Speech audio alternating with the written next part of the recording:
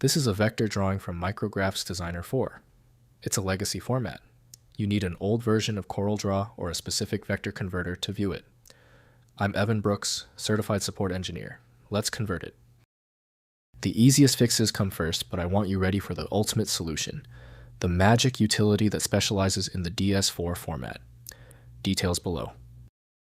A DS4 file is a vector graphics file created by Micrografx Designer, a now discontinued professional illustration and design program.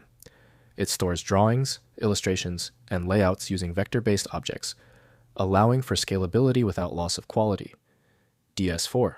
Files may contain text, shapes, and imported raster images, all combined to create complex visual designs.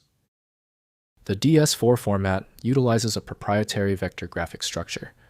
It supports layers, color palettes, and various drawing tools specific to Micrografx Designer. While the format was once widely used in professional design workflows, its usage has declined significantly due to the discontinuation of the software and the emergence of more modern vector formats like SVG and AI. Historically, the main tool for managing the DS4 type has been Micrografx Designer 7 by Corel. The simple text-based structure is handled poorly by standard Windows applications.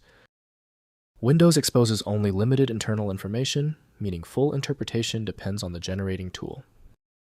Your first move is to test all possible decoders. Right-click your DS4 file and choose Open With. Use Micrografx Designer 7 if it is installed. If it's missing, select another program. Testing is the quickest diagnostic method.